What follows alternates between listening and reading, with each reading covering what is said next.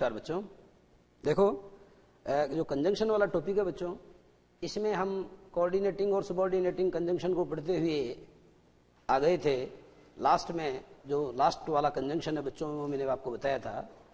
अगर कोई sentence because से शुरू होता है या एस एज से शुरू होता है या सिंस से शुरू होता है, तो ऐसे सेंटेंस में दोनों क्लॉजेज के बीच में केवल कोमा का प्रयोग करना चाहिए, और बीच में अगर सो, देयरफॉर या दस दिया हुआ है तो वो गलत है। मेरा मतलब ये है कि दोनों क्लॉजेज के बीच में केवल कोमा सही माना जाता है, सो, देयरफॉर या दस का प्रयोग करना उनके बीच में गलत माना जाता है। आगे देखो बच्चों, ये जो नियम बताया था मैंने नवा, तो आप उसको दो भागों में बांट सकते हैं।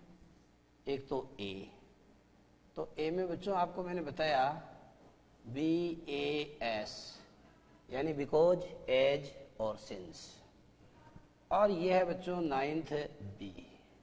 इसमें मैं बताऊंगा आपको केवल सिंस की क्या स्थिति रहती है। देखो सेंटेंस एक, मैनी, लिखते चलो, शुरू कर दो लिखना। Many things have happened, many things have happened since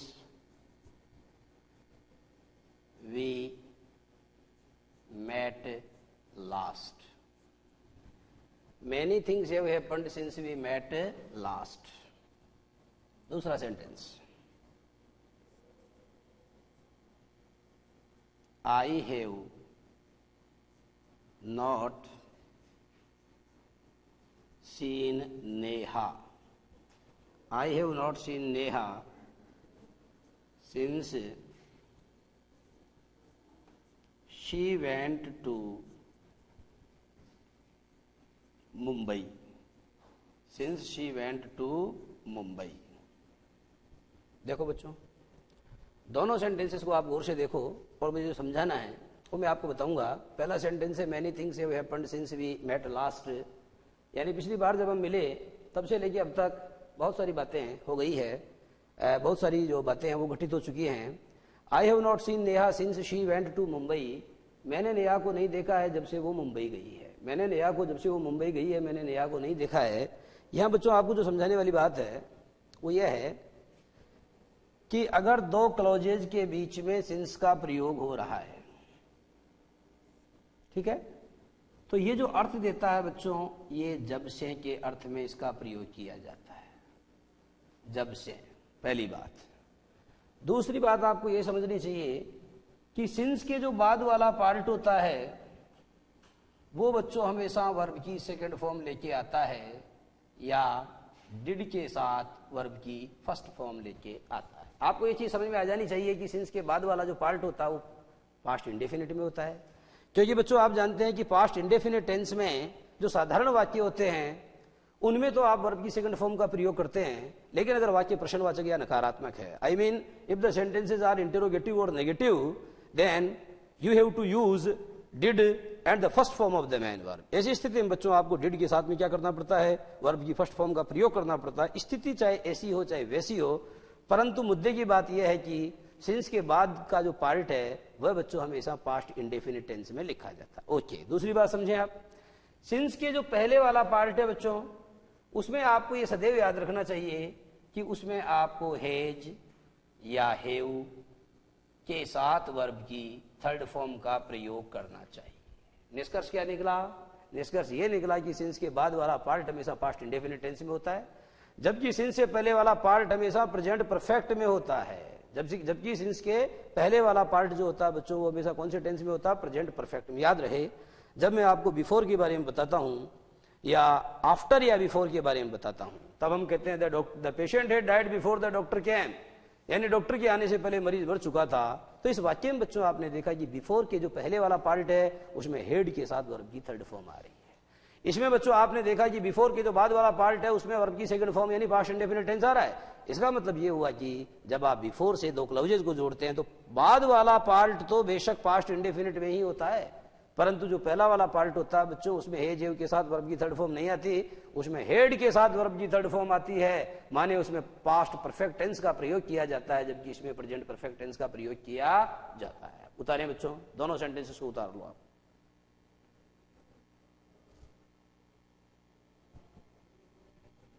नियम क्या है देखो,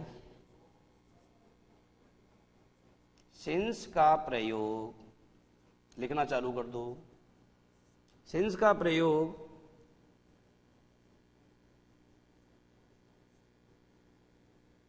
जब से के अर्थ में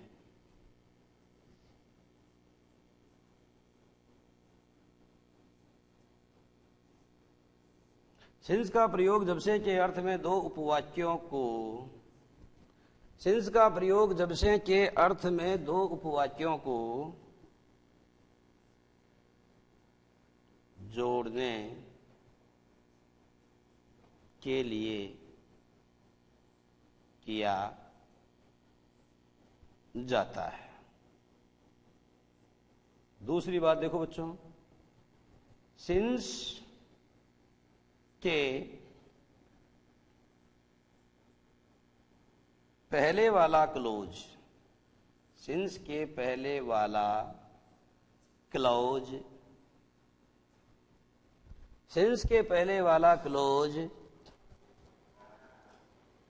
सदैव प्रेजेंट परफेक्ट यानी हेज या हेव प्लस वर्ब की थर्ड फॉर्म। सिंस के पहले वाला क्लोज सदैव प्रेजेंट परफेक्ट तथा बाद वाला क्लोज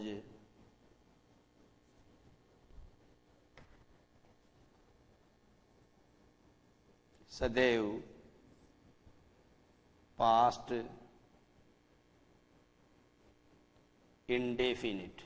इंडेफिनिट का मतलब जानते हो, साधारण वाक्य है तो वर्ब की सेकंड फॉर्म, और साधारण नहीं है तो डिड के साथ वर्ब की फर्स्ट फॉर्म।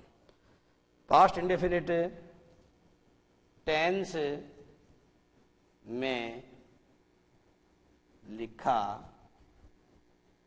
जाता है। उतार लो। सिंस का प्रयोग जब से के अर्थ में दो उपवाक्यों को जोड़ने के लिए किया जाता है।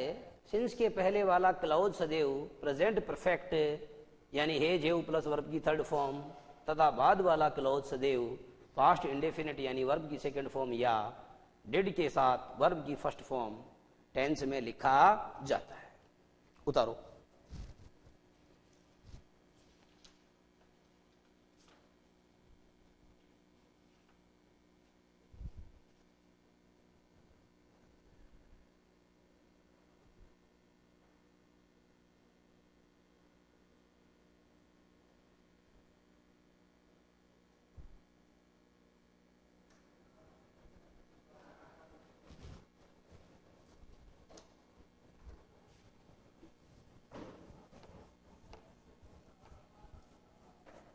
आगे वाला नियम देखो बच्चों, क्या है आगे वाला रूल?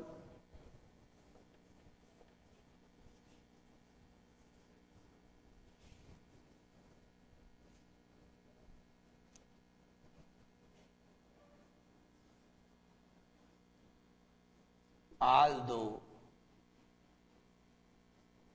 कभी कभी केवल दो।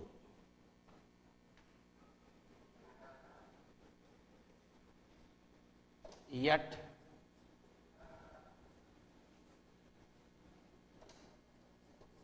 और कभी कभी केवल कोमा।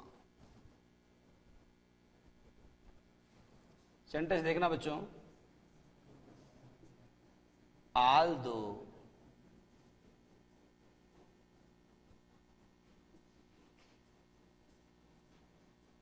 दे आर पुअर, हालांकि वे निर्धन हैं, दे हेल्प अदर्स, या दे हेल्प पीपल, यूं कर दो आप, दे हेल्प पीपल, फिर भी वे लोगों की मदद करते हैं। दूसरा सेंटेंस,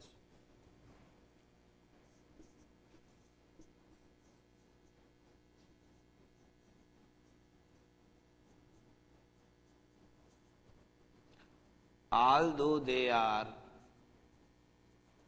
poor, अब की बार कोमा नहीं और केवल yet, yet they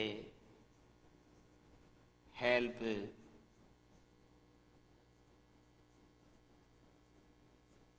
people.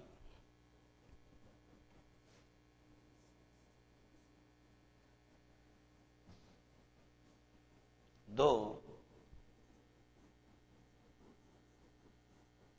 she was sick,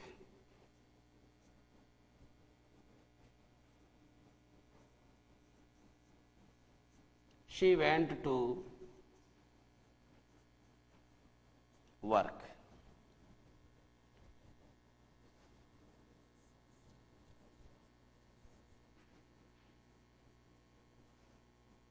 Although she was sick, she went to work. देखो बच्चों क्या सेंटेंस। पहला सेंटेंस हमने लिखा है कि although they are poor. Although का मतलब होता है बच्चों हालांकि या यद्यपि, हालांकि वे गरीब हैं। कोमा का मतलब होता है तो भी, दे हेल्प पीपल, तो भी वे लोगों की सहायता करते हैं। दूसरा वाक्य ऑल्दो दे आर पुअर, हालांकि वे गरीब हैं। यट माने होता है तो भी, दे हेल्प पीपल, तो भी वे लोगों की सहायता करते हैं। आगे है बच्चों दो, इस बार ऑल्दो नहीं केवल दो लिखा हमने। दो शी वाज सिक, हालांकि वह बीमार थी। शी वेंट टू वर्क, तो भी वह काम पर गई। कोमा का मतलब है तो भी। फिर आगे लिखा बच्चों हमने आल्दो शी वॉज सिक, हालांकि वह बीमार थी। Yet she went to work, तो भी वह काम पर गई। इन चारों वाक्यों को पढ़िए बच्चों, आपने क्या निष्कर्ष निकाला? पहला निष्कर्ष तो आपने इसमें यह निकाला होगा कि ओल्दो या यट का प्रयोग यद्यपि तो भी के अर्थ में किया जाता है। देखो ओल्दो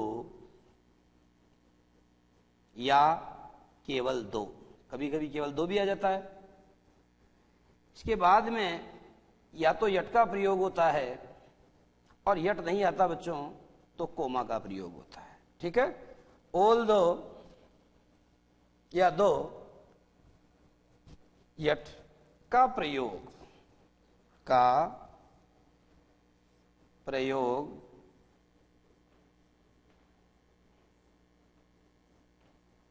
यद्यपि तो भी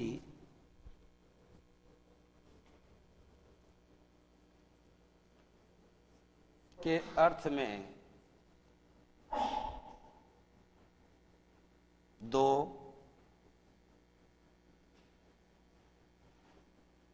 उपवाक्यों के मध्य कंट्रास्ट। कंट्रास्ट का मतलब होता है बच्चों विरोधाभास। कंट्रास्ट ब्रैकेट में लिख सकते हो, विरोधाभास दिखाने के लिए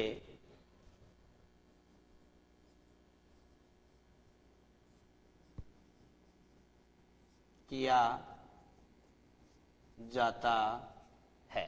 उतारो।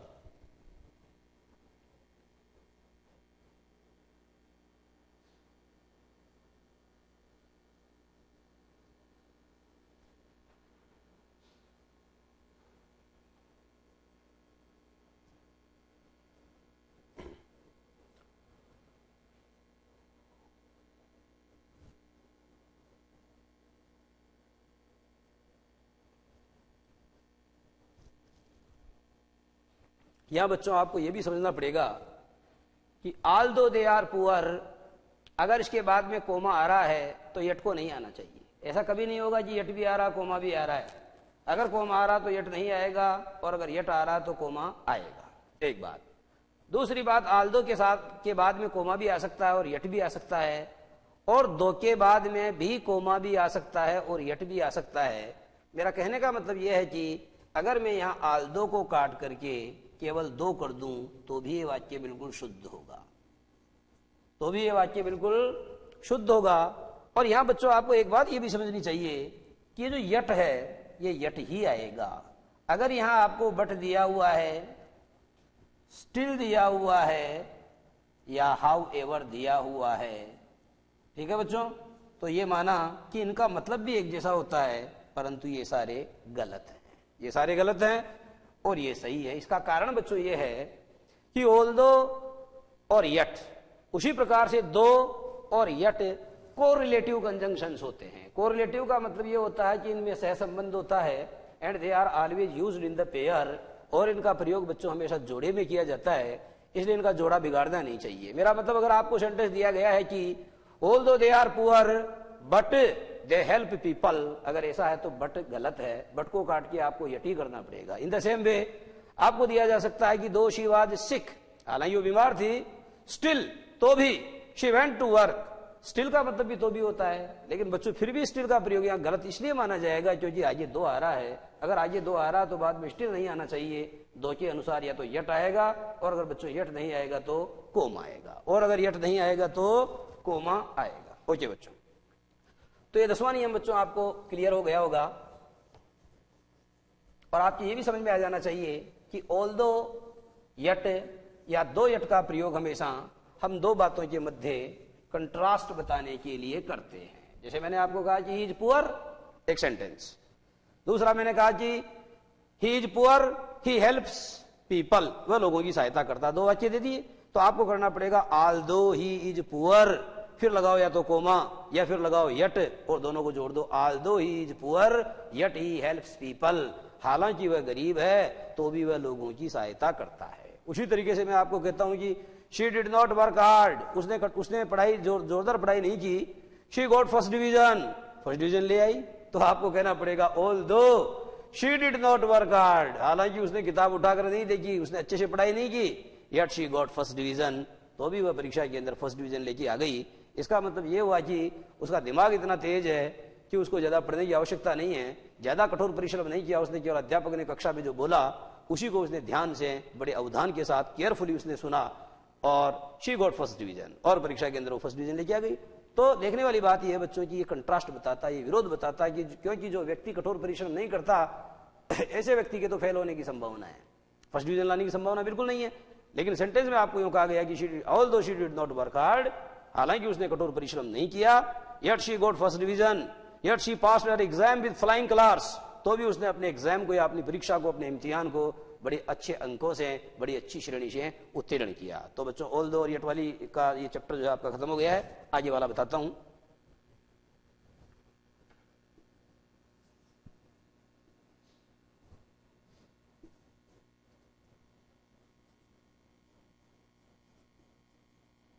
बिफोर या आफ्टर क्या स्थिति रहती है? पहला सेंटेंस देखना बच्चों, द पेशेंट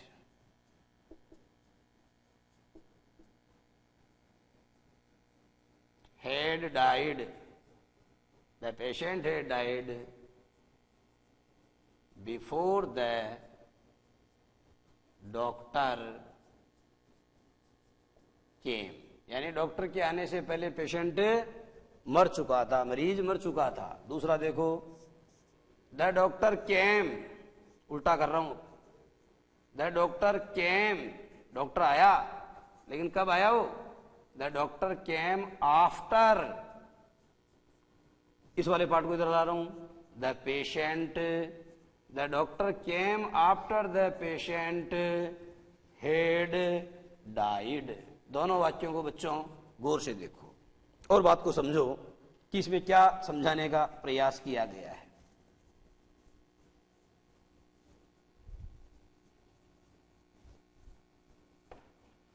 एक बात तो बच्चों आप ये समझ लीजिए कि पास्ट टेंस में अगर दो एक्शन एक साथ होते हैं तो जो एक्शन अपेक्षाकृत पहले होता है वह हमेशा पास्ट परफेक्ट टेंस में लिखा जाता है, इसका मतलब ये हुआ कि पेशेंट पहले मरा और डॉक्टर बाद में आया।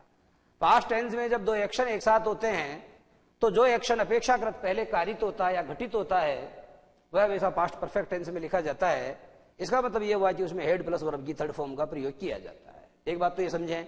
और जो एक्शन अपेक्षाकृत बाद में होता है वह हमेशा पास्ट इंडेफिनिट टेंस में लिखा जाता है, यानी उसमें वर्ब की सेकंड फॉर्म का प्रयोग किया जाता है। और अगर वाक्य नकारात्मक या प्रश्नवाचक है तो डिड के साथ में वर्ब की फर्स्ट फॉर्म का प्रयोग किया जाता है। एक बात ये भी समझे बच्चों कि अगर दोनों क्लॉजेज को बिफोर के द्वारा जोड़ा गया है तो हेड प्लस वर्ब की थर्ड फॉर्म वाला पार्ट जो है बिफोर से पहले रखा जाता है और वर्ब की सेकंड फॉर्म वाला पार्ट बिफोर के बाद रखा जाता है।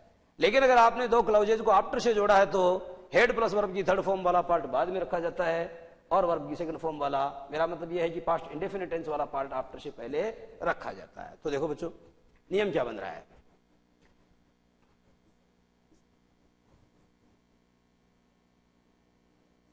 पास्ट लिखना शुरू कर दो। पास्ट टेंस में जब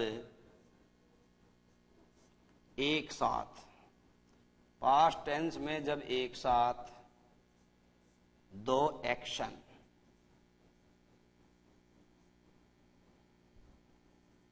घटित, पास्ट टेंस में जब एक साथ दो एक्शन घटित होते हैं तो जो एक्शन अपेक्षाकृत, तो जो एक्शन अपेक्षाकृत पहले होता है वह सदैव पास्ट परफेक्ट तथा जो बाद में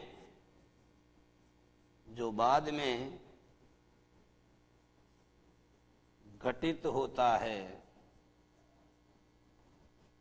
वह पास्ट सिंपल टेंस में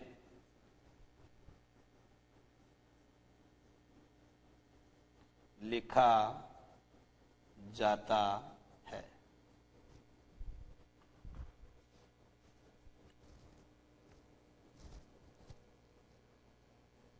past perfect plus before plus past indefinite.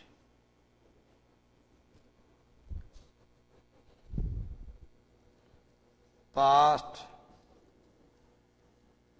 Indefinite plus after plus past perfect.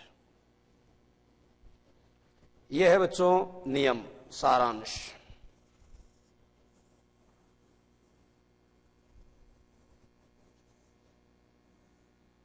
उतारो आप।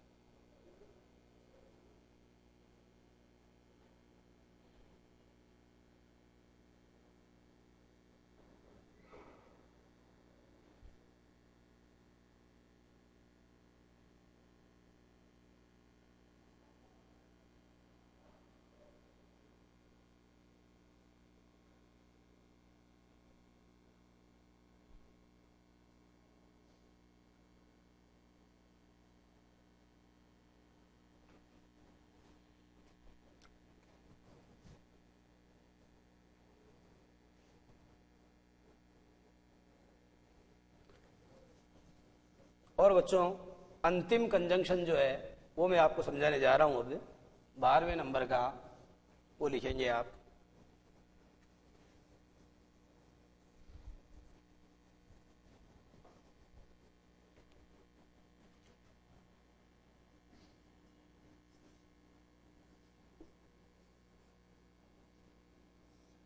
ANS।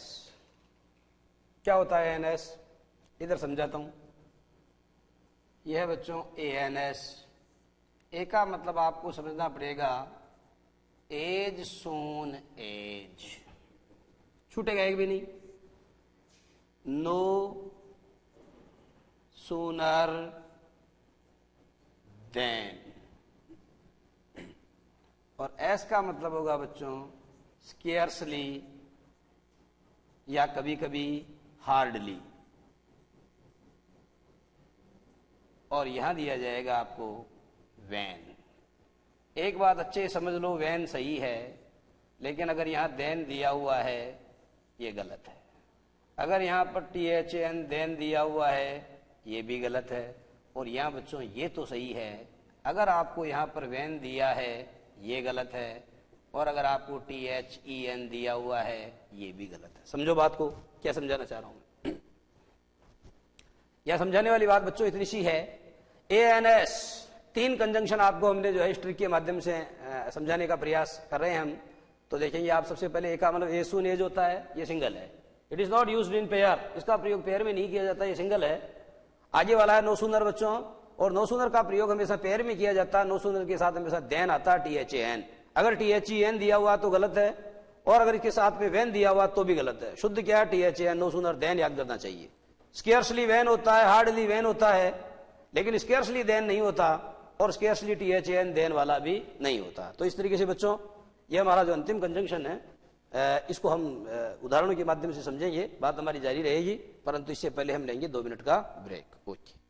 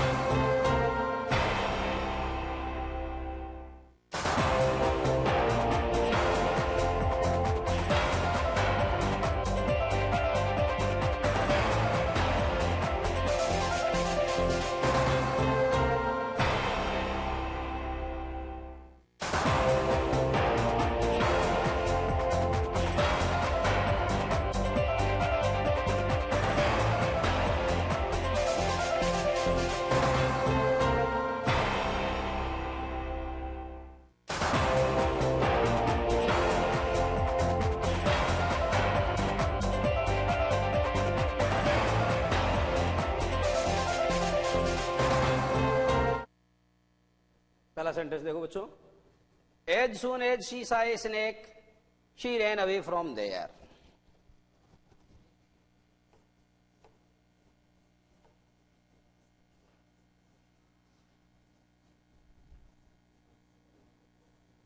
जब बच्चों आपको कंबाइन करने के लिए 2 सेंटेंसेस को जोड़ने के लिए कहा जाता है तो आपको सेंटेंस यो दिया जाएगा। देखना एक बार, नीचे नीचे समझा रहा हूं मैं। शी सा ए स्नेक, आपके सवाल यूं आएगा, she saw a snake, she ran away from there. She saw a snake she ran away from there, यानी उसने एक सांप देखा और वह वहां से भाग गई। आपको कुछ नहीं करना बच्चों, आपको यहां तो लगाना है एज सून एज, और इस फुल स्टॉप को हटा करके यहां लगा देना है कोमा। देखो कैसे बन गया है, as soon as she saw a snake. Full stop को हटाओ, कोमा लगाओ, और बाकी वाला पार्ट उतार दो, यूं का यूं। बस इतना कर दो, ये कैपिटल में है, इसको स्मॉल लेटर कर दो। She ran away from there. इस तरीके से आपको 2 अलग अलग सेपरेट सेंटेंसेस दिए जाएंगे, 2 सिंपल सेंटेंसेस दिए जाएंगे, और उन्हें जोड़ना पड़ेगा आपको एज सून एज से, और बच्चों जब आपने इसको एज सून से जोड़ा तो इसका मतलब ये हुआ कि जो ही उसने एक सांप देखा वह वहां से भाग खड़ी हुई। तो जब बच्चों आपने इसको एज सून से जोड़ा, इसका मतलब आपने इसको सबॉर्डिनेटिंग कंजंक्शन से जोड़ा। इसका मतलब ये हुआ बच्चों, क्योंकि जब आप किसी सबॉर्डिनेटिंग कंजंक्शन की सहायता से दो सिंपल सेंटेंसेस को जोड़ते हैं तो जो लार्जर सेंटेंस का फॉर्मेशन होता है वह बच्चों हमेशा कौन सा होता है, वह हमेशा कॉम्प्लेक्स सेंटेंस होता है। ये जो बड़ा सेंटेंस हमारे सामने बन गया है ये बच्चों ने तो सिंपल सेंटेंस है, क्योंकि सिंपल सेंटेंस इसलिए नहीं है क्योंकि इसमें दो फाइनाइट वर्ब, एक तो देखो सीसा और एक आ गया रैन, यानी एक से ज्यादा फाइनाइट वर्ब है इसमें, इसलिए सिंपल सेंटेंस नहीं हो सकता। और ये कंपाउंड नहीं है बच्चों क्योंकि इसमें कोई भी कोऑर्डिनेटिंग कंजंक्शन नहीं है, बल्कि इसमें तो सबऑर्डिनेटिंग कंजंक्शन है, इसलिए इसको क्या मानना पड़ेगा, इसे कॉम्प्लेक्स सेंटेंस मानना पड़ेगा। हिंदी में इसे मिश्र वाक्य कहेंगे। ठीक है बच्चों, तो ऊपर मैंने इस तरीके से करके दिखाया आपको, देखो आप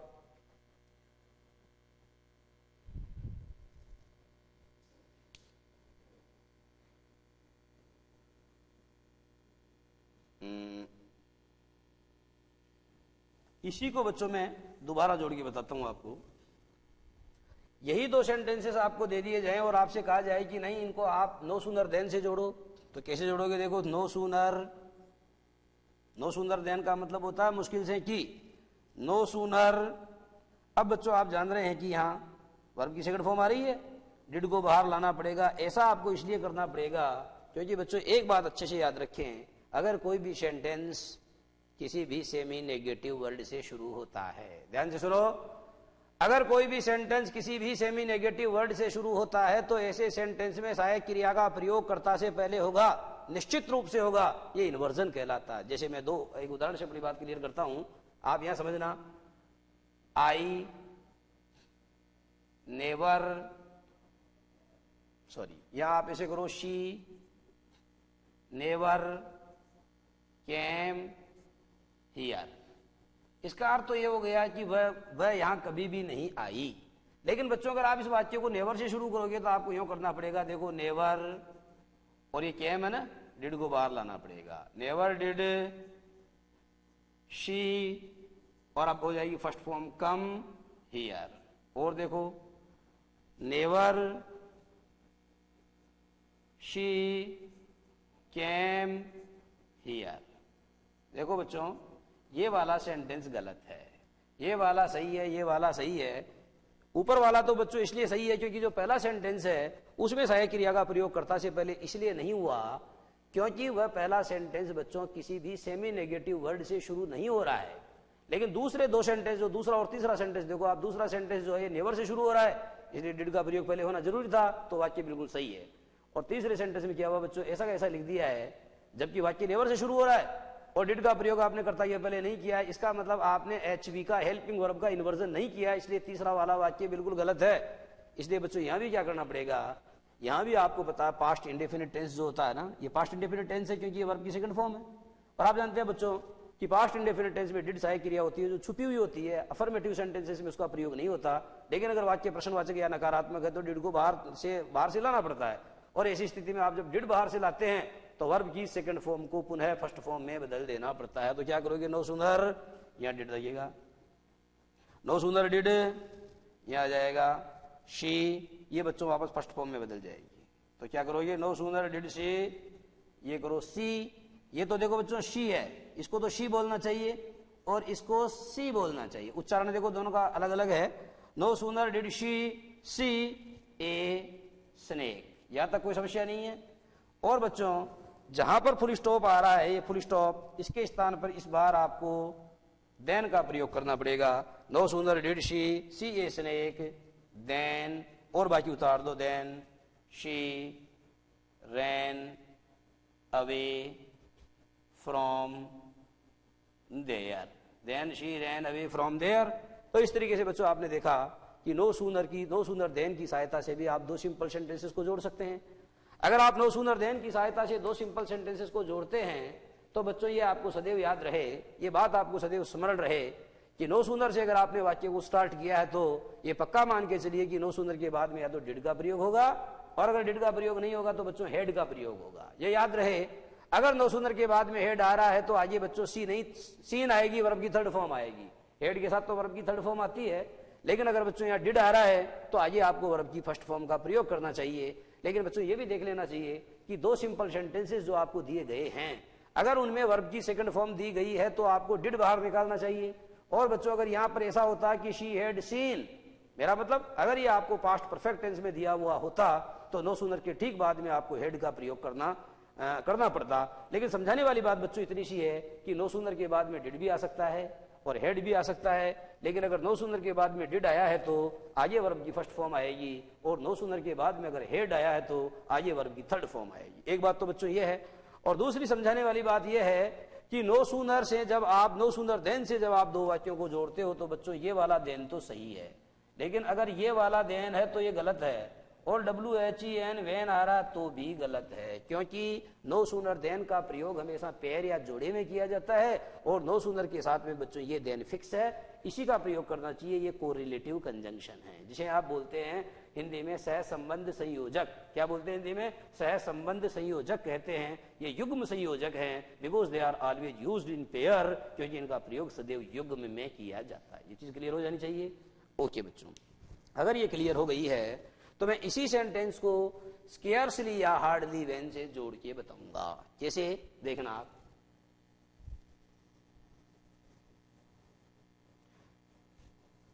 सेंटेंस तो बच्चों आपका वही है, क्या सेंटेंस तो आपका बिल्कुल वही है। दो सेंटेंस आपको दिए गए हैं कि no sooner she saw a snake she ran away from there. उसने एक सांप देखा और वह वहां से भाग छूटी। उसने एक सांप देखा और वह वहां से भाग गई। तो यहां बच्चों आपने क्या किया है, यहां बीच में क्या आ रहा है? फुल स्टॉप आ रहा है।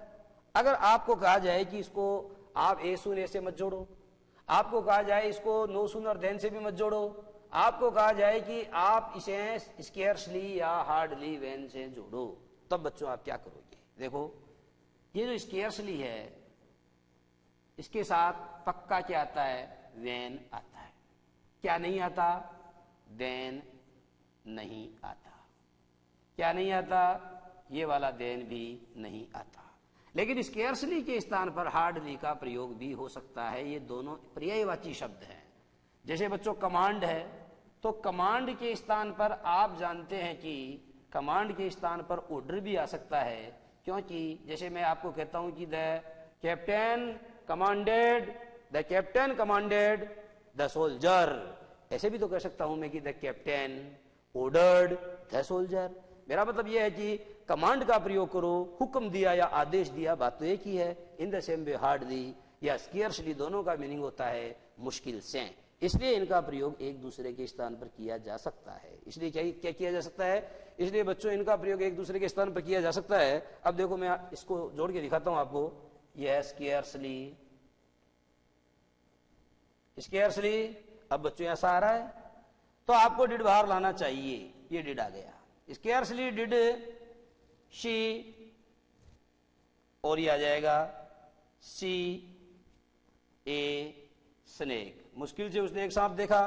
ये जो फुल स्टॉप है बच्चों, इसके स्थान पर देन नहीं, इसके स्थान पर इस बार वैन लगाना पड़ेगा। When she ran away from there. ये चीज आपके समझ में आ जानी चाहिए। और एक बात अच्छे समझो कि स्केयर्सली के स्थान पर हार्डली शब्द का प्रयोग भी हो सकता है। एक बात ये समझो बच्चों की डिड के स्थान पर हेड भी आ सकता है, परंतु ये याद रहे अगर यहाँ हेड आ रहा है तो यहाँ पर फर्स्ट फॉर्म नहीं आएगी, यहाँ पर वर्ब की थर्ड फॉर्म यानी SEEN सीन आएगी। मैं ये समझाना चाहता हूं कि इस सेंटेंस को यूं भी लिखा जा सकता है कि हार्डली या स्केयर्सली हेड सी, हार्डली या scarcely had she seen a snake when she ran away from there. यानी मुश्किल से उसने एक सांप देखा ही था जबकि वो वहां से भाग खड़ी हुई। मुश्किल से उसने एक सांप देखा ही था कि जबकि वह वहां से भाग खड़ी हुई। या मुद्दे की बात बच्चों ये है कि जो वैन है, इस वैन के स्थान पर क्या नहीं आ सकता? वैन के स्थान पर देन नहीं आ सकता, और वैन के स्थान पर ये वाला नहीं आ सकता, कुछ भी नहीं आ सकता। स्केयर्सली हार्डली के बाद में वैन का आना फिक्स है। तो इस तरीके से बच्चों आज की बात यही समाप्त, और आगे वाली बात अगली क्लास में करेंगे। नमस्कार।